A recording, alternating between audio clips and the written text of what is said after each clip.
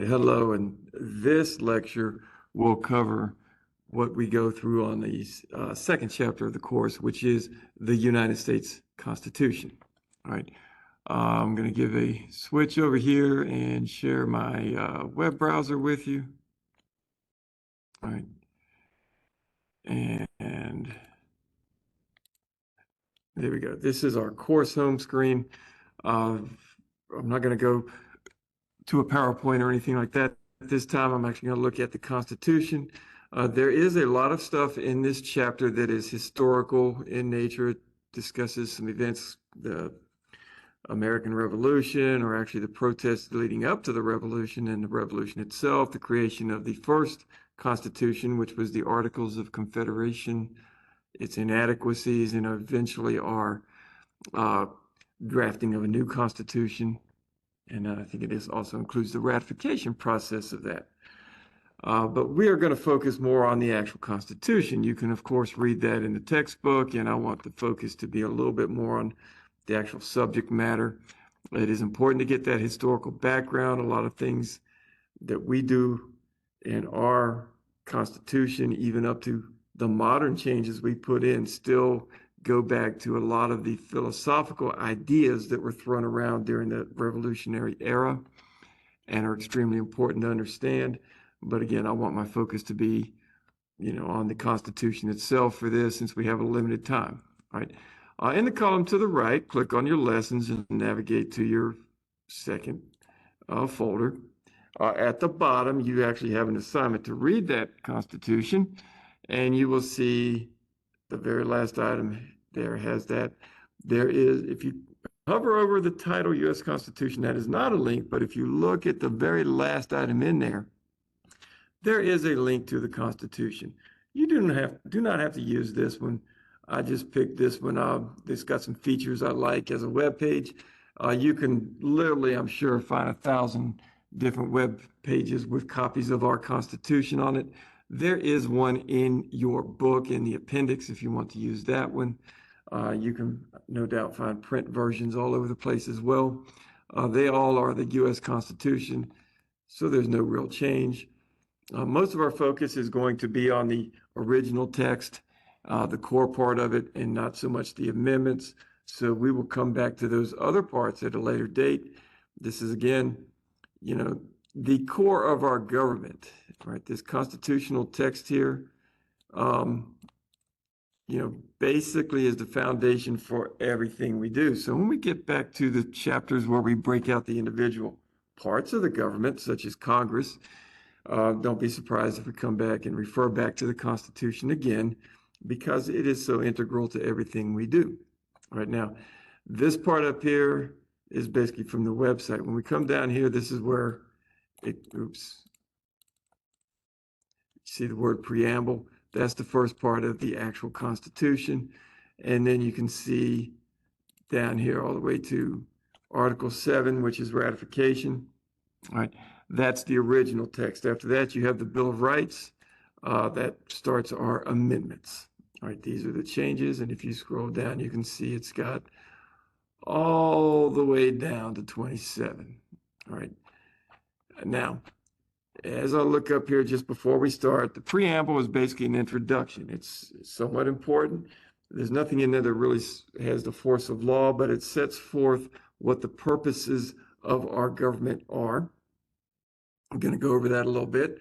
Then you'll see the next three articles break out each of the individual branches of government, starting with the legislative, then the executive and judicial. Then it's got some section here on the states.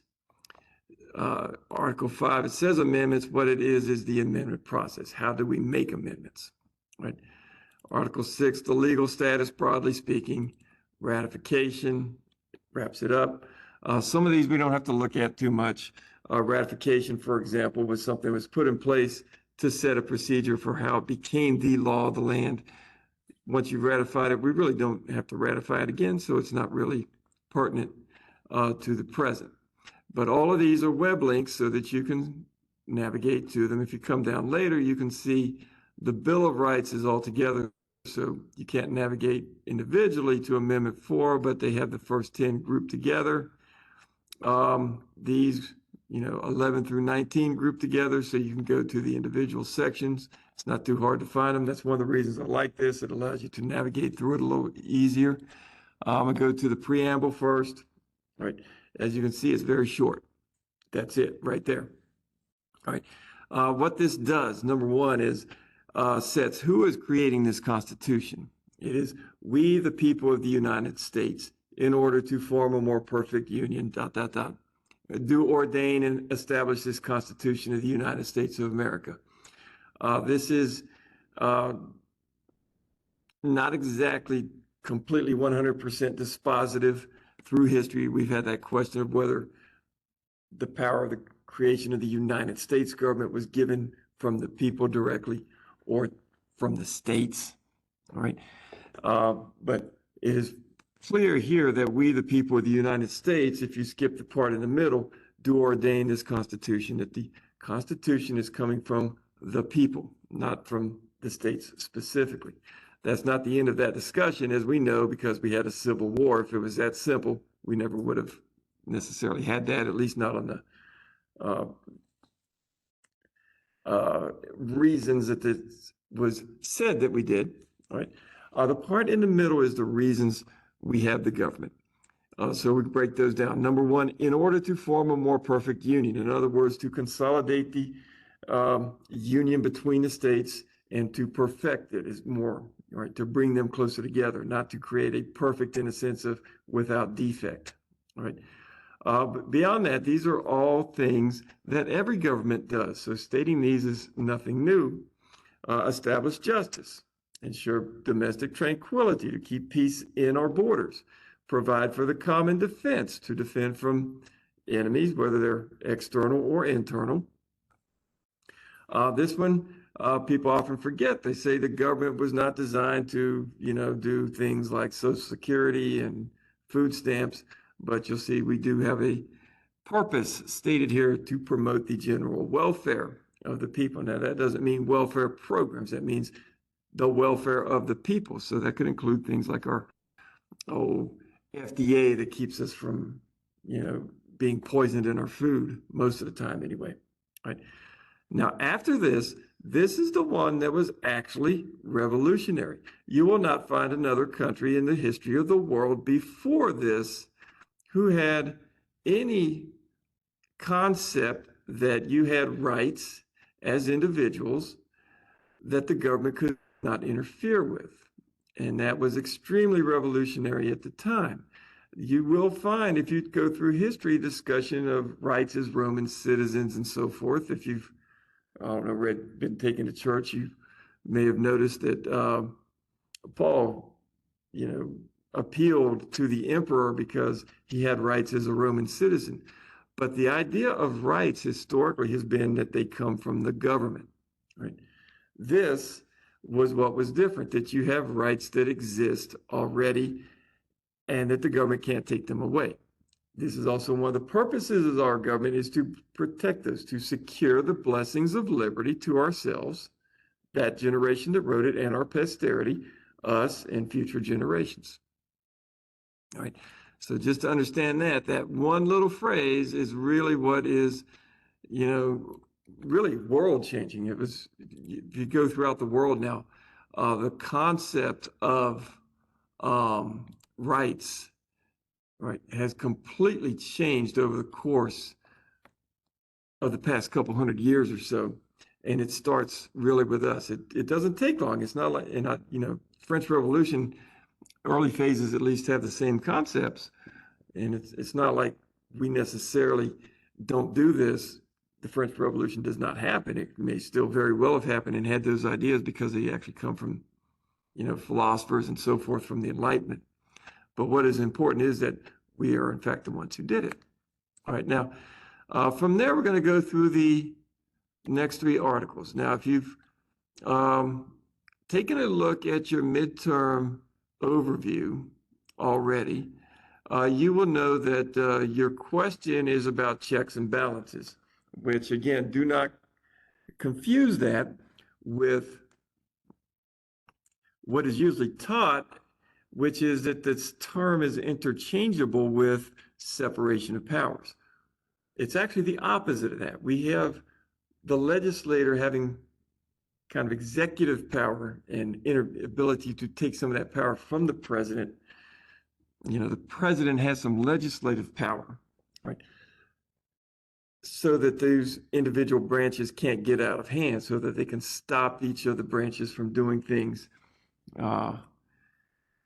Separation of powers is something that we do have, but we combine it with checks and balances. So what we have is a mixture of interference with each other's powers and separation. In a general rule, we separate the legislative power, as you can see in the highlighted part, is granted to the Congress of the United States, and that's bicameral, Senate and a House of Representatives, right? However, as we go through, we'll see that this is actually not exactly true, all right? For example, the president has the power to veto, which is not an executive power because executive means to carry out the laws that Congress passes. And that's actually a legislative power. It's stopping a law from being passed in the first place. It's interfering with the legislative process. And of course, remember, legislation moves through and it becomes a law, and that's what we focus on. But you probably have at least 100 bills introduced for every one that passes. The fact that things get voted down is just as much a part of the legislative process as passing the things that do become law is. And the veto is actually legislative in nature. So I don't want to say they lie here. But this is actually technically not exactly true. All right. Now, I'm not going to go through all of this, but you see the first section here. Has that statement. The second basically tells you who can be and what the qualifications are for the members of the House of Representatives. Right. This is actually what I'm going to focus on, and this is what makes it different than the Senate. Representatives and direct taxes shall be apportioned among the states, right, respected according to their respective numbers. In other words, their population size. So what this means is this is the Democratic branch of our legislature. If you have the biggest population like California, you get the biggest number of representatives. If you are Alaska or Wyoming, actually, I think now is the smallest state in terms of population, you get the fewest, right? With the exception, you have to have at least one, all right?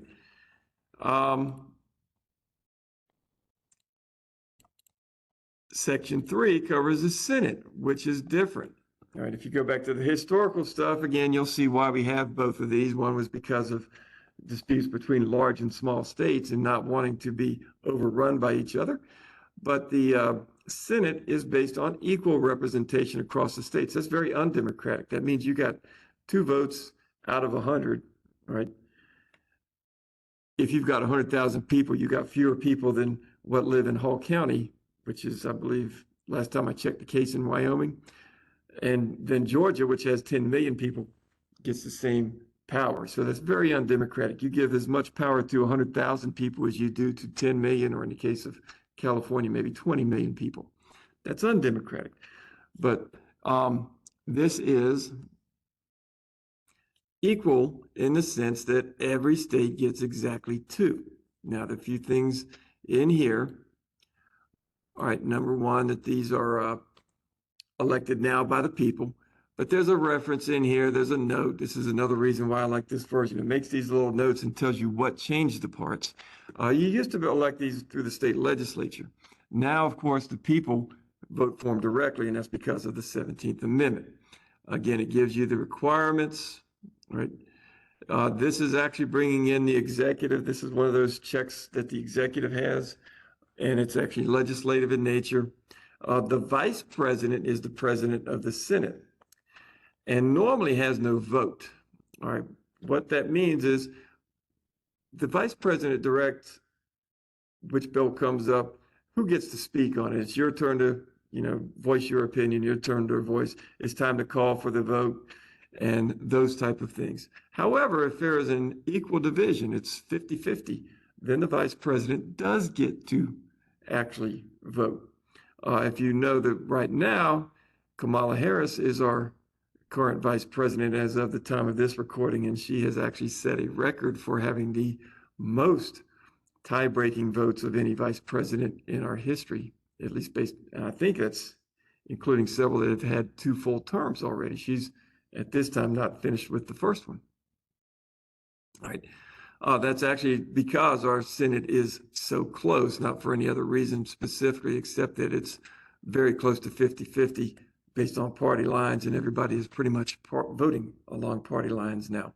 Right now, the Senate and the House both get to choose their own officers and set their own procedures for how a bill passes. So if you look, for example, at the committees that are in the House, they do not necessarily match up with ones over in the Senate. Right? The president pro tempore is basically going to fill that seat the vice president has, basically deciding whose turn it is to vote, et cetera, or I'm sorry, to speak, and then call for the vote and so on, if the vice president's not there. Right? All right, this is one that comes up. I'm going to mention these two together from Article 1 and Article 2.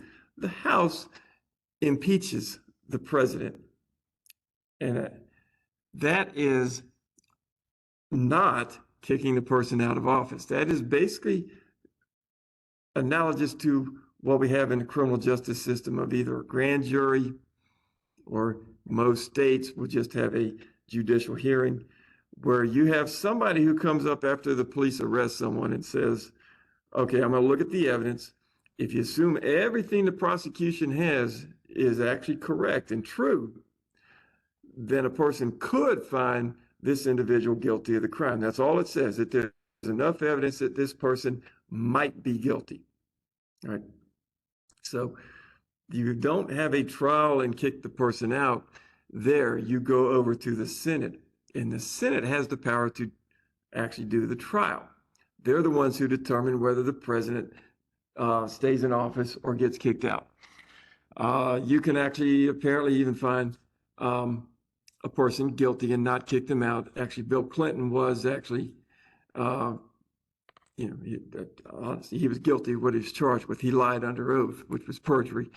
But there was a lot of discussion at the time as of could they do other things? Could they censor him or something of that nature? So it does not necessarily have to be kicked out of power. This same procedure, although it specifically is thought of as the president, if you notice that it doesn't say that in the first sentence, try all impeachments, right? Basically, you can impeach anyone in the government. It can be a judge, it could be a secretary, it could be anyone in the executive branch, right?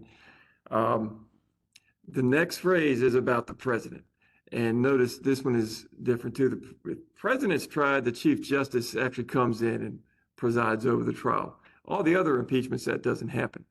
Also note that this is one of those things for your midterm, where I said that there are checks between the two houses. This is one also. The House can do the impeachment, but they don't get to kick them out. You have to go through the Senate for that. And in the case of the president, it actually involves really all 3 branches and both parts of that legislature in that process. The House impeaches, the Senate tries, and the Chief Justice presides over the trial. And of course, the president, in that case, is the one being impeached. All right. Notice that you can only remove the person from office. That's the worst you can do to them, and disqualify them from any other office. All right. Section 4 covers elections, and it really is giving all the power to the states, more or less. He says that time, places, and manners shall be prescribed in each state by their legislature. All right.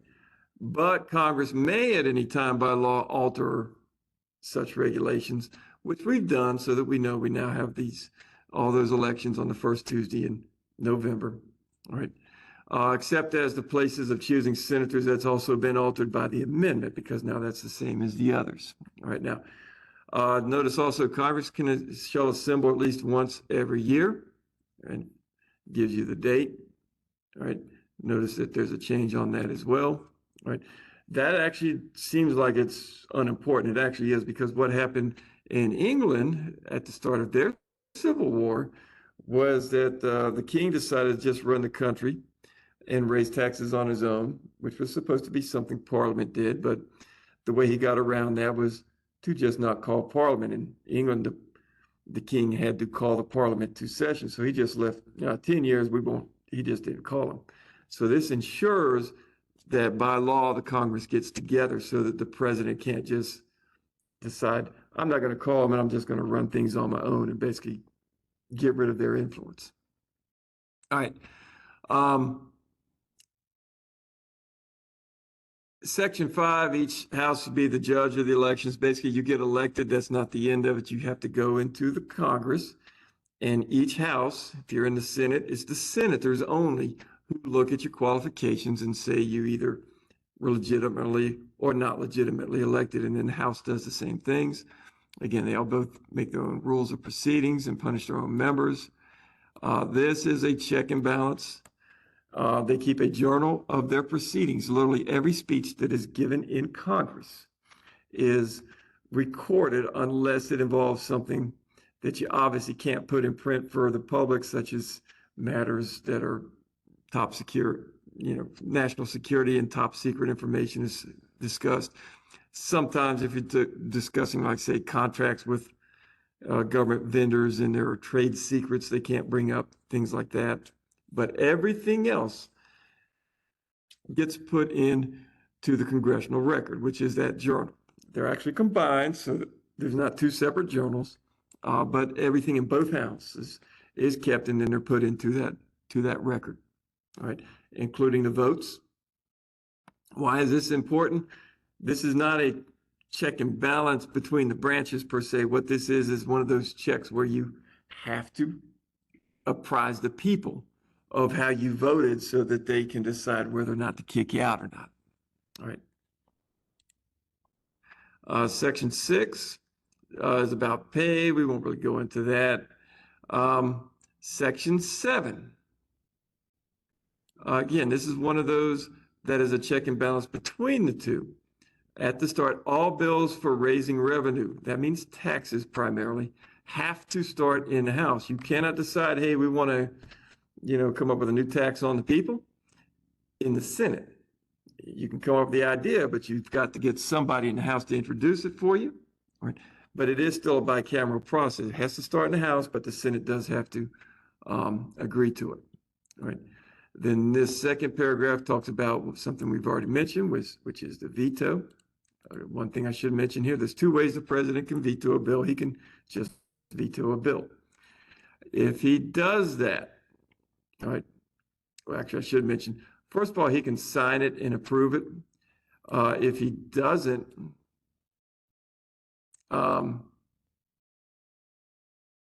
that's the veto. It doesn't use the word veto in there, by the way, but that's the veto.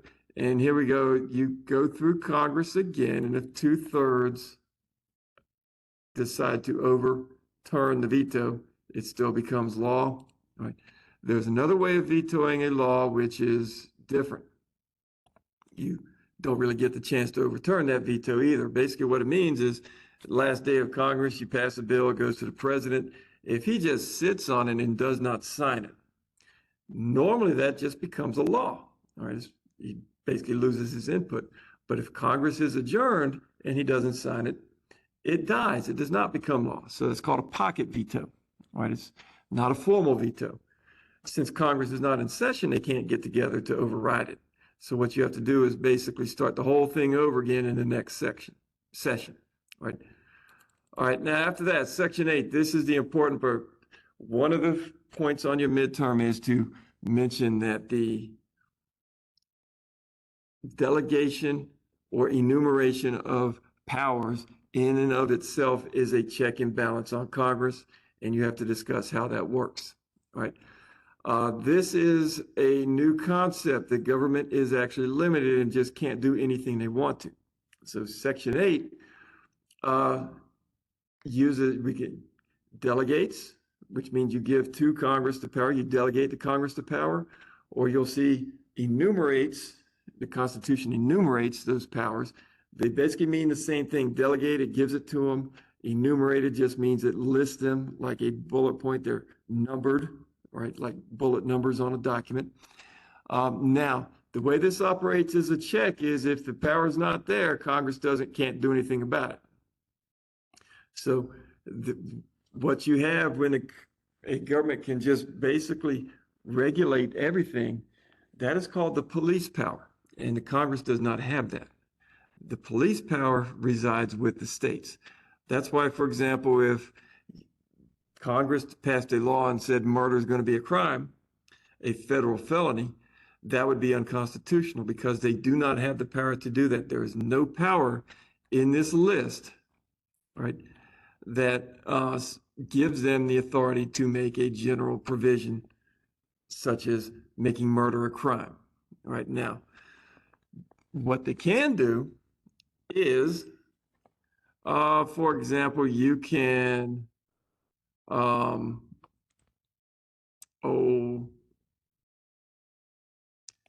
define piracies and felonies committed on the high seas, for example. You can make murder on a ship out in open water a federal crime, but not just murder in general. So understand that there are federal murder statutes, but they have to be something that fits one of the powers they actually have. They can't just make murder in general a crime. That's something, obviously it doesn't mean murder's legal. It means the state deals with it. And that's most of the things that in itself is a check and balance. Now, if you go through this list, you will see 17 powers, right? And then you've got this one. This is actually number 18 to a lot of people. It's not technically a power in and of itself, but this is the one that if you want to get a B, A or B, you have to discuss a lot more on your midterm. All right, let's go through a few of these. Power to, raise money, collect taxes, and to spend the money. All right. Borrow money is actually listed there. All right. This one is a big one, and I want to make sure you focus on this one. The power to regulate commerce with foreign nations, among the several states, and with Indian tribes. This is a single bullet point, if you will, a enumerated number, right? But it is actually 3 clauses. The Foreign Commerce Clause, the power to regulate trade between other countries and us, that's a federal power, right? The next one is called the Interstate Commerce Clause. If trade goes across state lines, generally that would be something that's regulated by the feds, not the individual states. And then the individual Indian tribe is called the Indian Commerce Clause, all right? One I worked with in my career, but I guess we don't really go into the depth here in this class to really delve into that one. This one, the Interstate Commerce Clause, is the big one. If something is looking like it's an attempt to just take general laws and pass them at the federal level, usually the government tries to justify them as interstate commerce.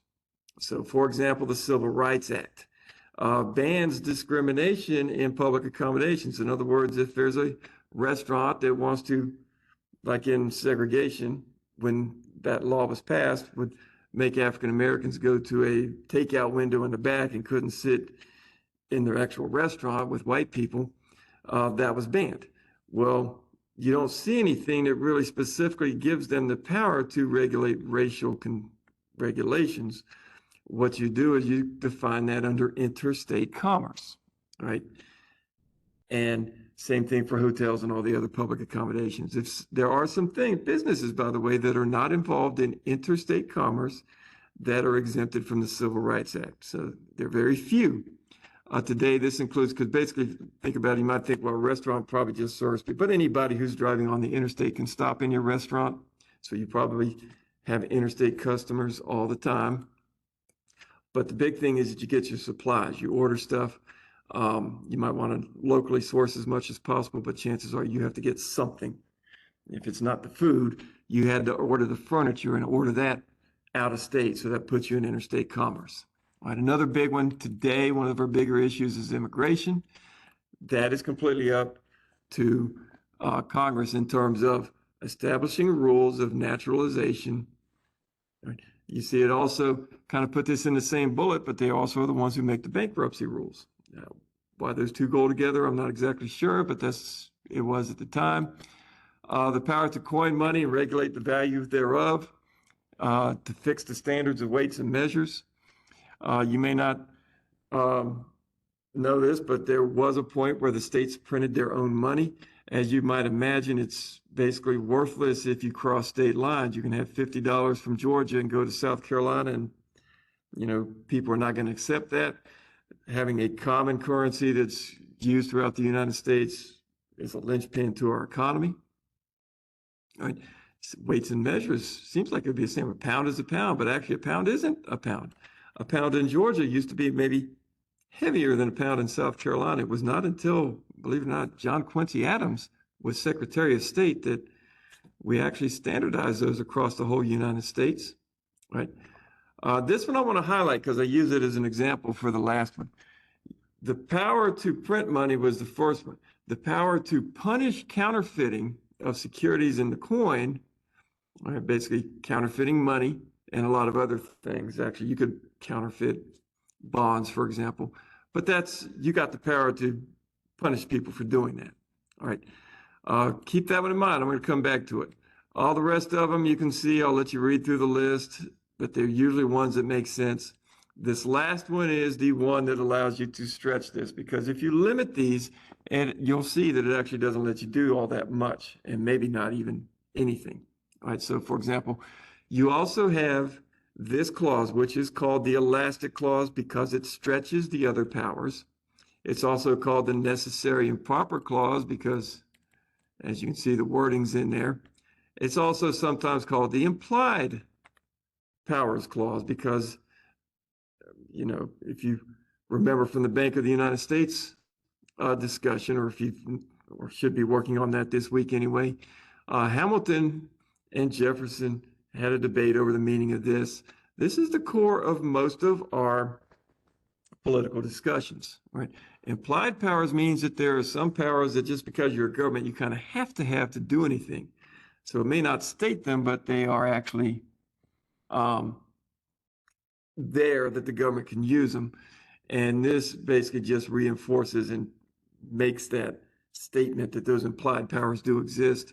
But you can use any one of those three terms. They all mean the same thing. They refer to this section that I have highlighted right now, which is the last one.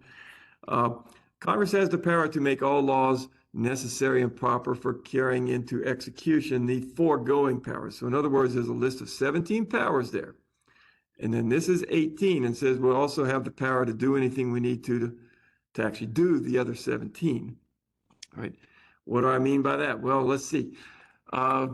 When you come back up here, you have the power to punish counterfeiters.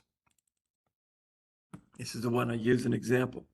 There's not a single one of these that says Congress will have the power to create a law enforcement agency.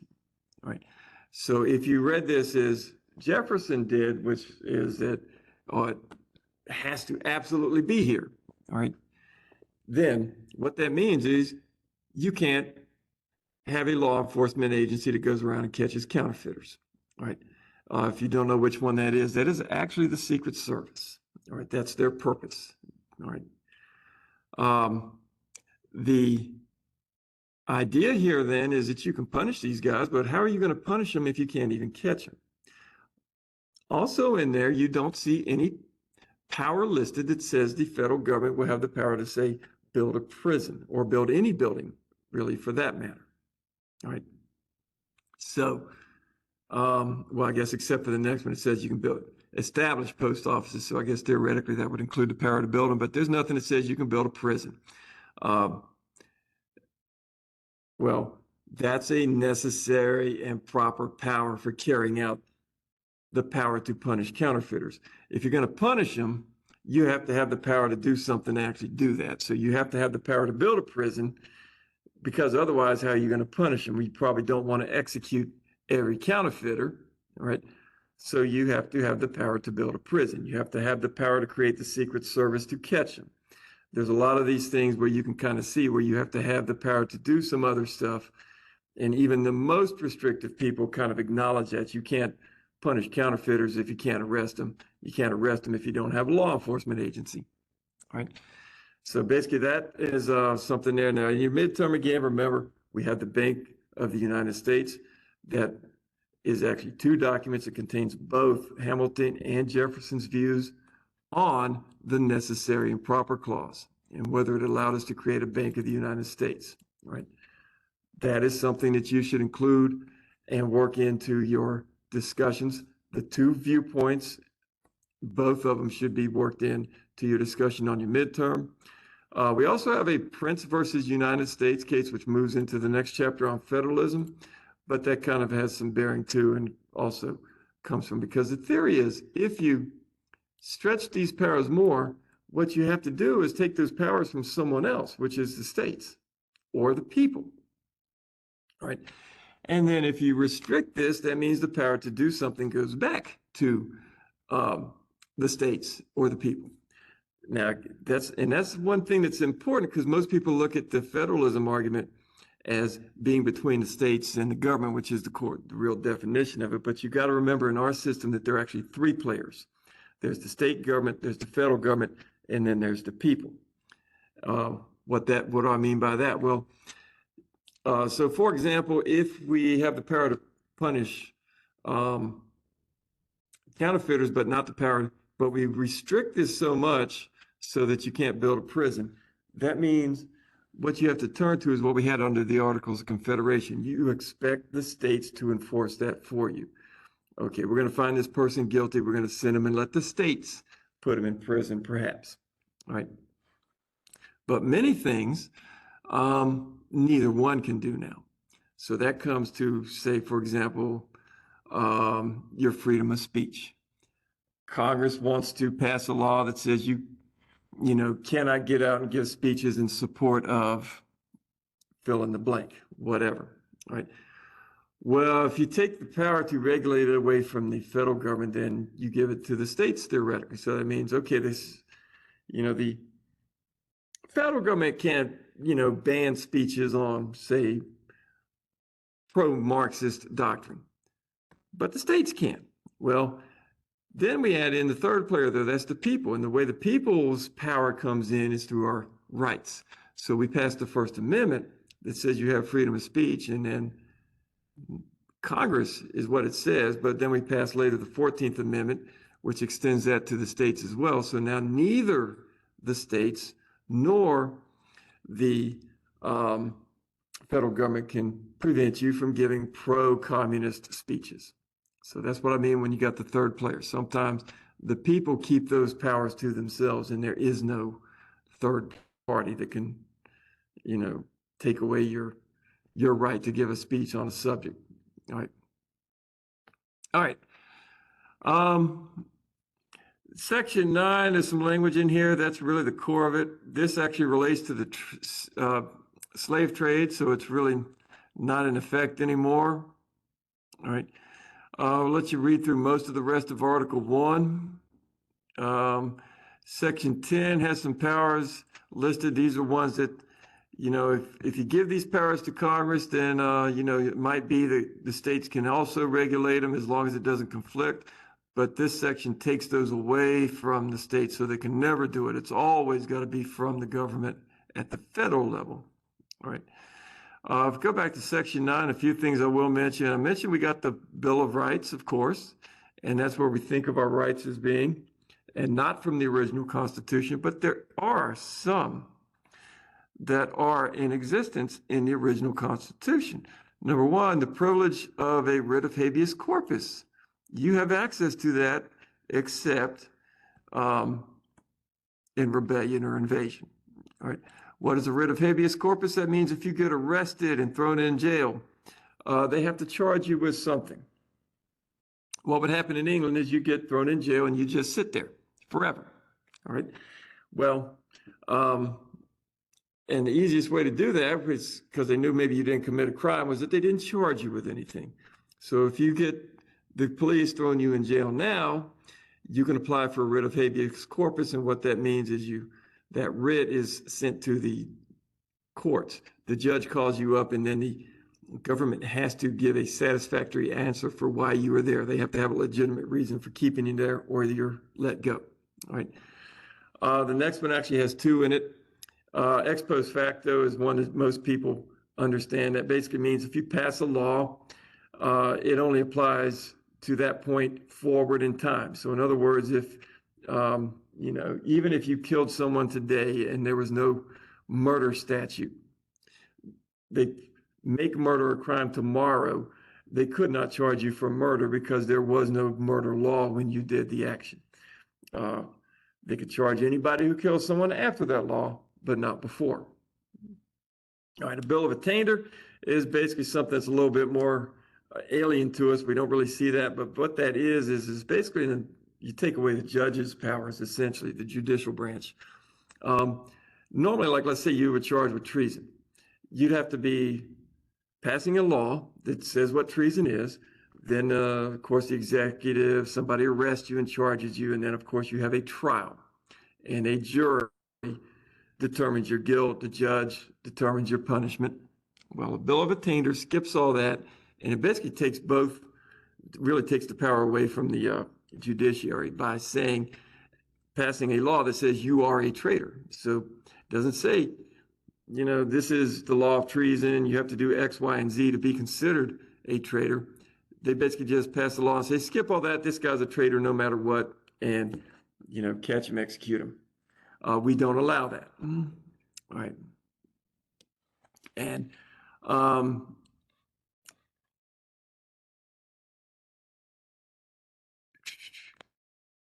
let's go. Navigation is a little difficult here because I got a bar up in front with the recording software. Article 2, it seems like we spent a lot of time on that. We did. We don't really have to spend as much on the others because the first article has the most detail. Everything else was a little bit more vague. Reason why was because the founding fathers, knew that, the maximum that we get, again, when we're taught separation of powers, is we got 3 equal branches of government. We do not. Founding fathers knew the legislature was the most powerful branch of government, and therefore the one that we need to be most careful about and put the most limits on.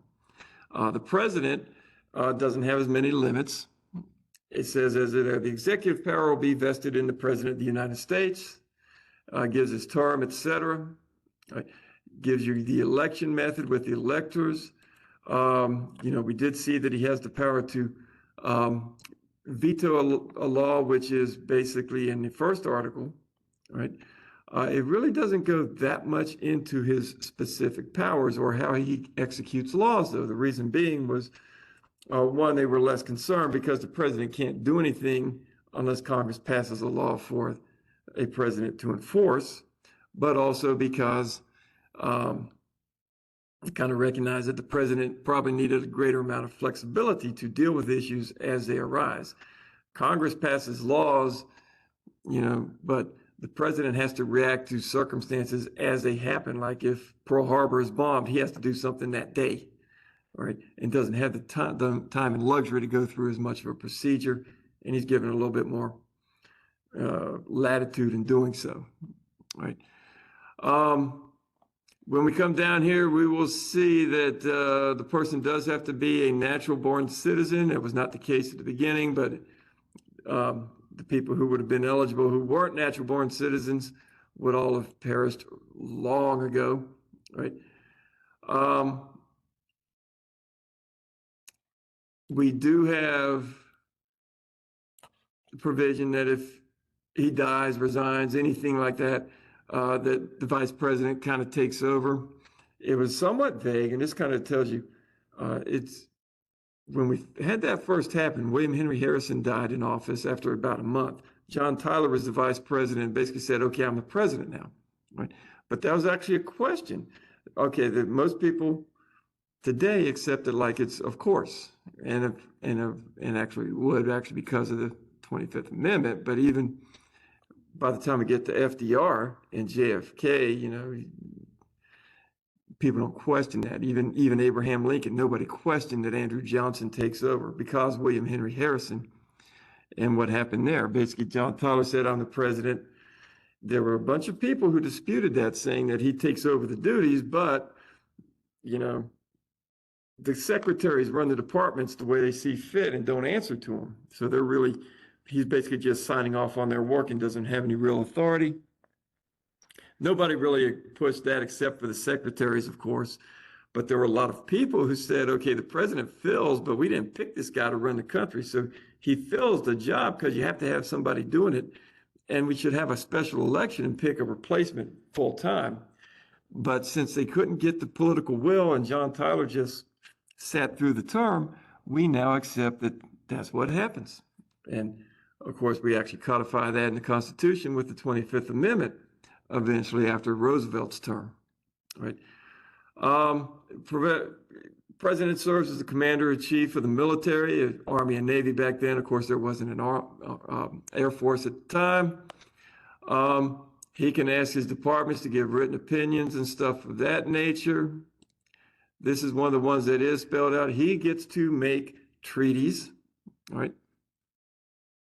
Note that this is a check and balance, though, between two things. Number one, the Senate gets to agree, has to agree, 2/3 have to agree with the president's treaty for it to become in effect. So that's a check and balance on the president's power, right? But it's also a check and balance on the power between the two houses, because you'll notice that it doesn't say Congress, it only says the Senate. The House does not get to actually voice its opinion on that, right?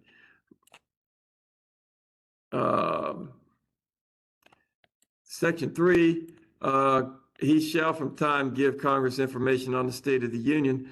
That is the State of the Union address that happens every year.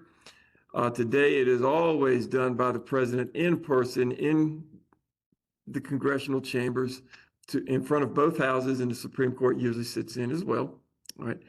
But it is not mandated that that is the case. In fact, that's relatively new. Washington actually did that, and Adams did, but Thomas Jefferson literally mailed it in. He would write up the report and just send it over, and he never showed up there. And all the rest of the presidents did the same thing all the way up until Woodrow Wilson. So Wilson is the one who brought the in-person speech back. All right. When we go back to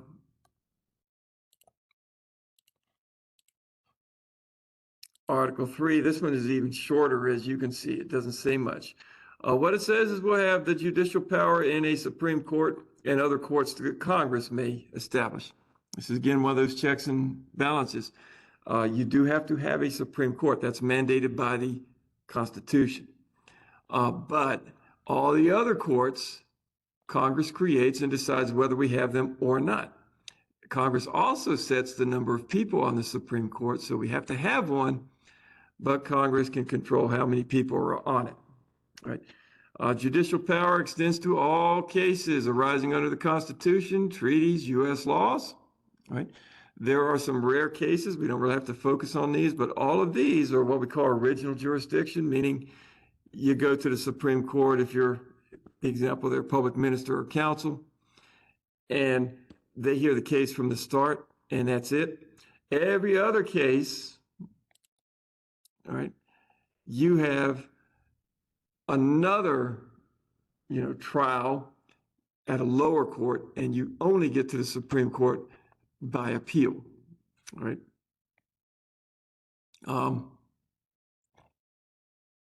Section 3 is also unique.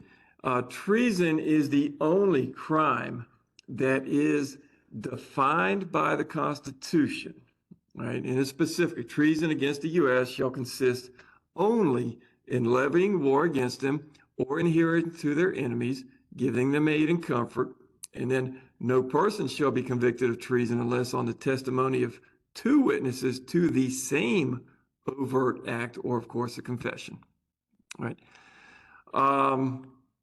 Treason was one of those things that people used in monarchies and other governments as a catch-all. So if you,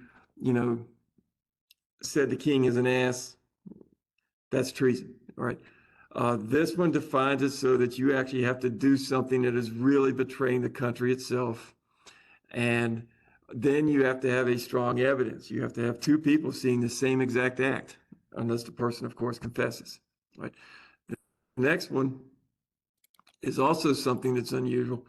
No attainder of treason, so that bill of attainder is actually specified in general, but then specifically treason is brought up, again, because that was so common and a concern historically, right?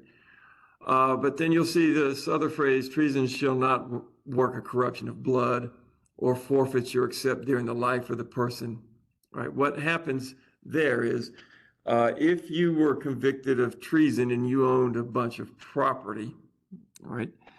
The corruption of blood part would be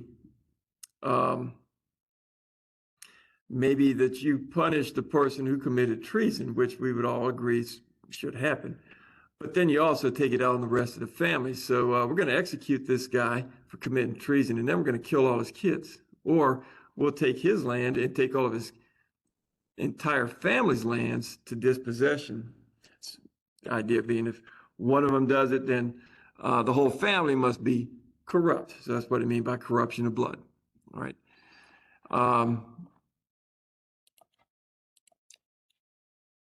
We'll go on to Article 4. This one is the states. Full faith and credits given to each state. What this means is if you get convicted of murder in Tennessee, you escape, you come over to Georgia, you don't have a choice if you're a Georgia judge. You have to give full faith and credit to that conviction in a court in Tennessee and send them back, right? Same thing if it's a lawsuit. If you sue your doctor for malpractice and win $1 million and they move to Tennessee, they have to honor that decision and go up there to their court, file the paperwork, show the decision of the court, and they have to enforce that just like if he was living in Georgia, right? All right. Section 2, this first phrase is really kind of like, usually not really applied historically. It's been kind of supplanted by the Bill of Rights and then the 14th Amendment, right? This one basically says if you go from one state to another when you're charged with something, they got to extradite you, right? This is gone because it basically does the same thing for runaway slaves. Slavery, of course, is gone now, so that's not applicable anymore. This is the process for bringing new states into the Union. We won't really go over that because probably won't happen. The federal government does have to guarantee every state has a Republican government, so you do have to have that in our system. All right. Article 5, I'll let you read through it. There are 4 ways that an amendment can get through and become law. It's basically 2 ways to start it and 2 ways to finish it. And so you can combine those, to create 4 pathways. But I'll let you read up on those, of course. You can ask if you have questions about them. Article 6 is important, and we should have some discussion on this in our midterm. First part, really not applicable. That's, basically saying we owe the money that we owed under the old Constitution. All right, this is the supremacy clause I have highlighted, though. It's in the middle if my highlighting doesn't show. This Constitution and the laws of the United States, which shall be made in pursuance thereof, and all treaties made or which shall be made under the authority of the United States, shall be the supreme law of the land, and judges in every state shall be bound thereby.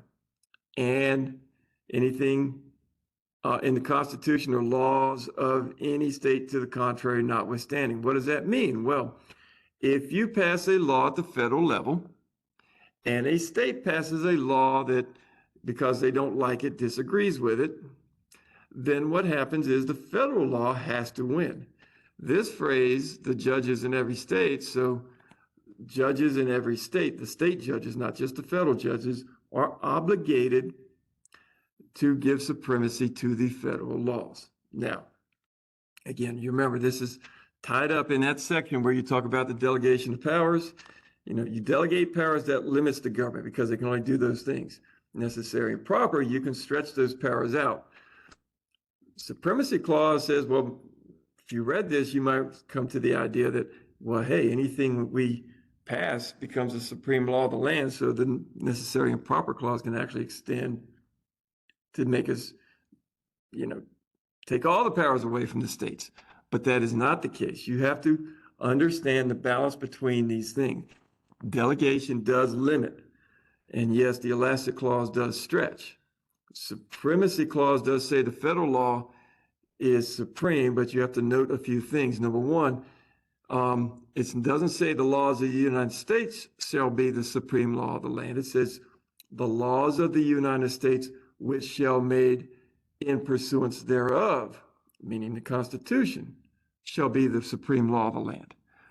In other words, you have to have some relationship to those delegated powers. Even if you stretch it, you obviously have to stretch it. Like I say, you have to have a Secret Service to arrest counterfeiters, but you can't have those Secret Service people deciding to go out and give traffic tickets. You can't stretch it that far. It has to be related reasonably to one of those bullets. You can stretch it farther or shrink it back, but that is the limitation on this, because you will see that states do sue the United States and win and get federal laws invalidated because they violate the principles of federalism. The reason why is not because the federal law is not supreme, it's because that federal law isn't made in pursuance of the Constitution. It's not one of those reasonably related to a delegated power. So make sure you discuss that in your midterm. All right. All right. With that, we're not even going to look at ratification. We don't have to do that. Bill of Rights. And then later on, the other amendments we will look at through the rest of the course. We won't discuss those at this point. So that is basically it. That's kind of your overview of the Constitution. And again, this is not meant to replace what's in the textbook, but to add to it. So make sure you look at the stuff in the textbook very thoroughly and very closely. All right, thank you. And I'll be doing some more of these, presumably. What I'm going to do is I'm going to post these up and then see what the reaction is and do a poll to see if y'all want me to continue doing these lectures. So you may or may not see more. It'll be up to y'all. All right. But thank you very much. And, again, as always, email me if you have any questions. Thank you.